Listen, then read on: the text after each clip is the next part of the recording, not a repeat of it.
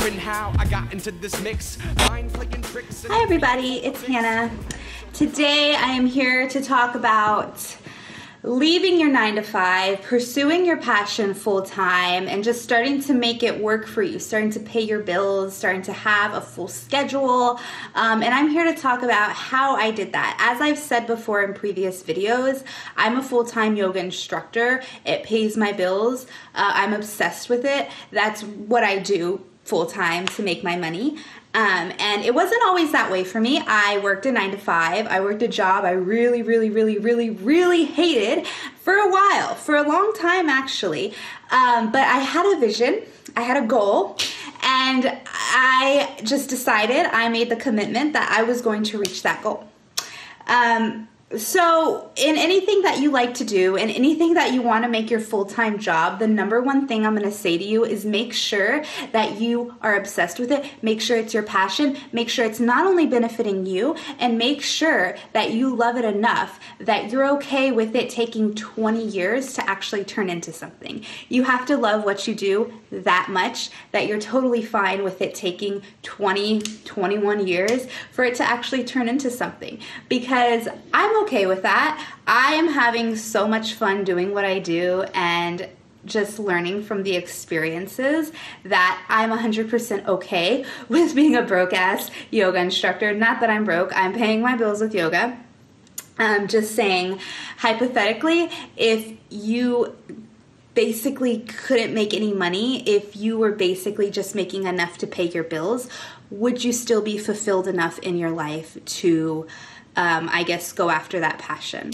So that's the number one thing. Make sure you have to fucking love it. You have to love it, and you have to be passionate.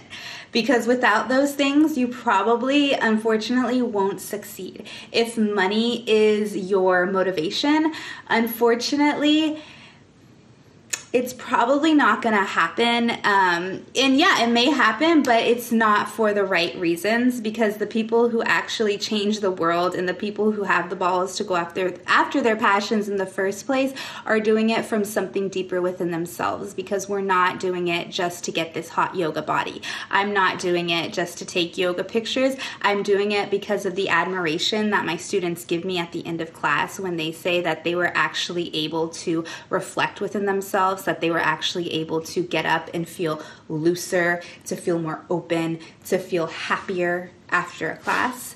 That's why I do what I do. Sometimes, not sometimes, but yoga is physical and mental as well as spiritual. It can be as spiritual as you want it to be. You have to be okay with learning from experiences. So that's just a little bit of my 2 cents in getting into something that you really want and that you are going to sacrifice a lot for. So let's get a little bit into my story. My dogs are barking. I worked at a skincare store for about 3 years. I worked at Macy's for 2 as a counter. I worked at a counter, and then I was a counter manager. Or sorry, not a counter manager. I just worked full time, and then I went to another store, a promotion, and I was a manager at the actual retail store. So I worked for a skincare company. I did facials on people, you know, blah, blah. It was retail. I had to make the sales goals. I had to clean. I just had to do all that shit. So obviously it wasn't what I wanted to do. I dealt with bougie ass people all day, people who I didn't really have any connections with, nothing in common. I worked with people who really kind of were idiots and didn't really have any sense, but I did meet some cool ass people on the way. I worked with some really cool people that did teach me things. So, you know, you have to have that fine line between the people that you work with and the people that you also meet. That job gave me a lot of experience in how to speak to people, how to communicate in different ways.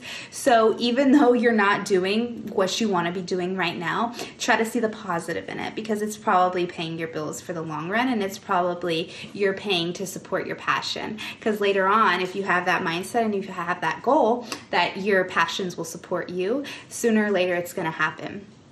I worked really hard at that job. I didn't like it, but I continued working at it while I was doing my yoga teacher training. It did pay for my yoga teacher training. It paid for my bills. It paid for a lot of things I needed during that time. So I'm extremely grateful for those benefits that it offered me at the time.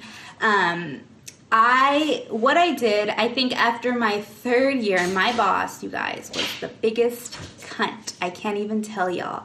Like, oh my gosh, she was terrible, terrible. She was psychotic and bipolar and just like an ugly soul, like a mean ass person. Anyways, that was one thing I was dealing with while working there. So it's like I was going there and getting so energetically drained by my boss and just by her bitchiness, and honestly, like by her bitchiness and just by her coldness. And it just sucked. I think we've all had a bad boss, or we've all had to deal with some really negative people in our life that can kind of drain us a lot. So also that was a really big negative factor to the job, that I was constantly being drained, not only by my boss, but just by interacting with so many different people every day and having to be super fake and be like, how can I help you? I want to help you. Like, I didn't. And I just had to be the best I could be. So, you just have to put your emotions aside and do your job. And that's what a lot of us do. And there's nothing wrong with that. And sometimes we still have to do that. We have to be those super happy yoga instructors or whatever you may be, if you're any kind of fitness instructor, and put what happened last night away, because you have to be present to your work. And that's with any kind of job.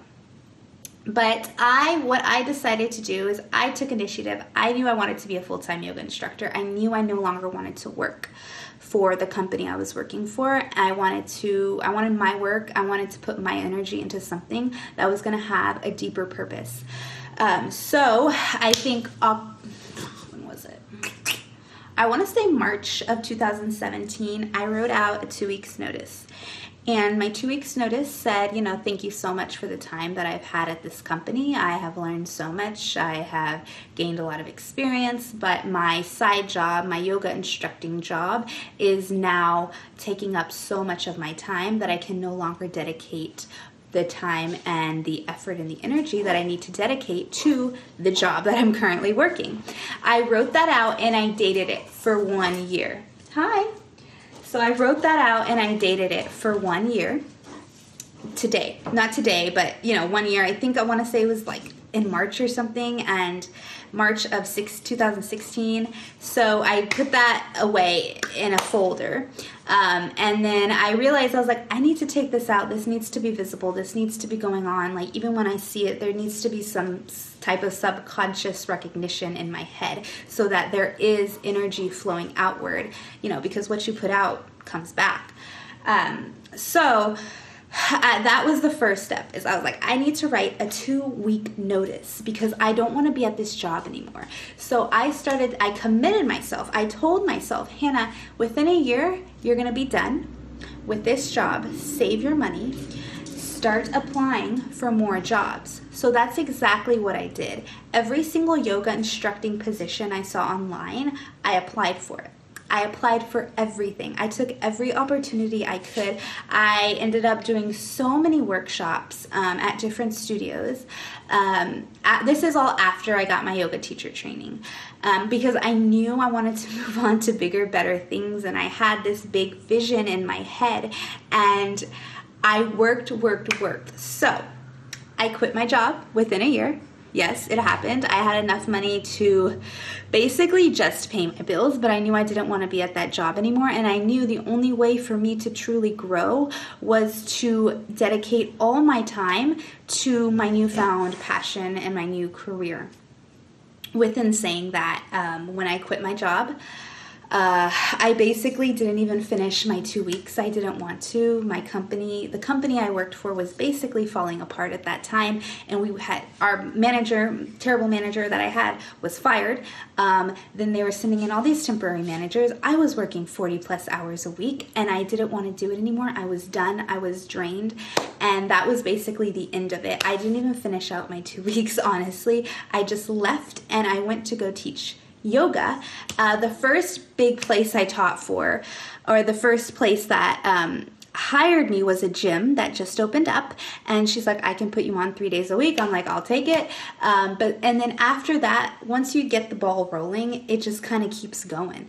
And I knew it was hard in the beginning, guys. It's going to be very, very, very difficult, because there were times where I'm like, shit, I can eat or I can put gas in my car. Obviously, I'm going to put gas in my car. There were times where it got very hard, where it got very difficult. You need to know your why. Why are you doing what you want to do? Why? Don't ever forget your why, because that's what's going to push you through the hardest points of your career. Every person who's successful has gone through really hard shit. You have to know your why. Why are you doing this? And you have to keep going. Listen to motivational videos. I love Mel Robbins. I love Tony Robbins. I freaking love Gary Vaynerchuk. They keep me going, because knowing that Mel Robbins and knowing that Tony Robbins were broke at one point of their life, they were in a ton of debt, is so inspiring to me to keep going and keep chasing my dream. Don't ever stop. There will be people who doubt you a lot. Don't let those doubts, don't let that negativity rub off on you. Because one thing is that I feel like when you're growing a business, when you're working towards something bigger, something that's going to expand and going to help people, you have to go through that hard shit, because you will not appreciate the fruits of your labor later on if you don't know what it is to suffer, if you don't know what it is to put in those grueling work hours when you don't want to work, when you don't want to do whatever you have to do. You won't appreciate the fruits of your labor later on. And I genuinely believe that from the bottom of my heart, that you have to suffer a little bit, because you don't know how good life can taste later on, in my opinion. So I really did suffer. I did go through a lot of things at the time. I went through a really hard breakup while going through the first part of my career, which in my opinion was the hardest, was, losing contracts, because some people were like, sorry, we can't afford yoga anymore. Well, I'm out of work, I'm out of that work for that person. And that was a good chunk of money that was helping sustain me. And it's just risk and reward. I'm about to take a big risk right now. I'm about to do 2 donation-based classes a week, and they don't even know if anybody's coming, but yet I get to keep all the donations. So it's a hit or miss, guys. And those are the opportunities you need to be taking. Keep going. Make sure that when you begin, that you can sustain yourself. You save some money and you can pay some bills, and then just keep working your ass off. Don't ever stop working. Now I have a super full schedule, and I have only been doing this for a year. What I did when I first started was that I created a vision board for myself. Long-term goals, short-term goals. I got educated on what I was doing, because you have to be, I don't want to say the best, but you have to be extremely knowledgeable. Why? You need to know if somebody straight up asks you, why should I hire you and not hire the next person? Because you need to say, because I know what I'm doing. I can do it correctly. You will like my style, because I am going off of the energy that other people give me. And this is just what I would say in general. And be like, you don't have to be flexible. You don't have to be strong. All you have to do is know how to breathe, and you can stand, and then we can work from there on. So make sure that you know what you're doing, and make sure you are educated on what you are doing. Read the books, watch the YouTube videos, obsess about it. Don't stop thinking about it. Don't stop thinking about it. Give the universe what you want to receive in return. I am nice. I try to be as kind to every person I come into contact with. I try to understand my students. I ask for constructive criticism after my classes, and the best experience, the best learning experience is going to come just from teaching and just from doing what you like to do. Because people will tell you, maybe that didn't work for me. Okay, cool. How can you make it better? Never stop wondering how you can make something better, because that truly is going to be the only way that you will succeed. Don't ever, my dog, can you go? Don't ever be satisfied with your work. And when you won't ever be satisfied, then if you can't be satisfied, that's good, because then you'll stay hungry. And the people that stay hungry are the people that succeed.